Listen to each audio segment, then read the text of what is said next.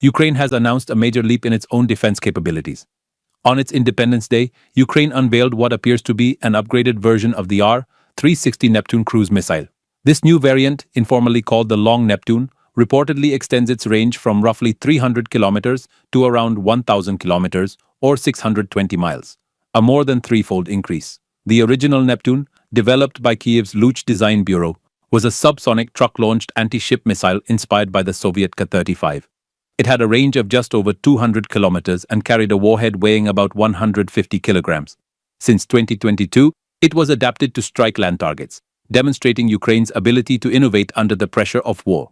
The upgraded missile was showcased in video footage released during Ukraine's Independence Day celebrations. Analysts observing the images noted the missile appears significantly larger, longer by approximately 1.5 meters, and with a wider fuselage. This suggests increased fuel capacity, which makes the extended range possible. The wing and tail surfaces have also been expanded to balance the added size and weight. President Volodymyr Zelensky confirmed that the Long Neptune has already been tested and used in combat. He highlighted that the missile's extended range gives Ukraine a strategic advantage over many of the Western-supplied systems, since it can reach deeper into enemy territory without restrictions tied to foreign weapon use. The Long Neptune is more than just about range. Experts believe it also incorporates a new guidance system tailored for land strikes, potentially using imaging infrared or electro-optical seekers, rather than relying only on radar homing. This would make it more precise against fixed ground targets such as infrastructure and military bases. The missile has reportedly already proven itself in action.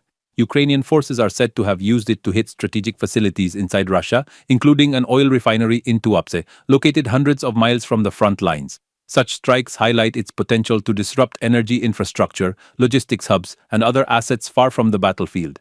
This development marks a milestone in Ukraine's domestic weapons production.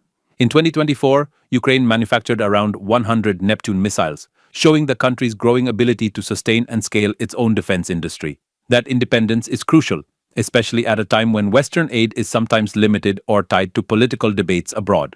But the Neptune upgrade is not the end of Ukraine's ambitions. Another new cruise missile, called the Flamingo, was recently revealed.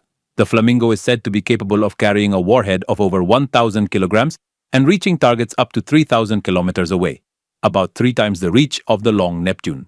Ukrainian officials have suggested it could enter mass production soon, adding another tool to their arsenal of long-range strike weapons. The Long Neptune dramatically expands Ukraine's options for deep strikes. With a reach of 1,000 kilometers, it puts critical military facilities, command centers, ammunition depots, and energy infrastructure within striking distance far beyond the front. Unlike imported systems, it comes without external restrictions, giving Ukraine greater freedom of use. Historically, the original Neptune made headlines worldwide in April 2022, when it sank the Black Sea Fleet's flagship, the cruiser Moskva. That moment signaled to the world that Ukraine could produce and deploy homegrown weapons capable of altering the battlefield. The Long Neptune builds directly on that legacy, but with far greater reach and sophistication. This evolution reflects Ukraine's shift toward defense self-reliance. With both Long Neptune and Flamingo entering service and domestic production scaling up, Ukraine is carving out its own path in weapons development. These missiles symbolize more than just new technology.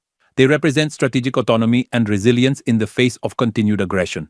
The Long Neptune is not just a missile, it is a technological leap, a geopolitical message, and a sign that Ukraine intends to defend itself on its own terms.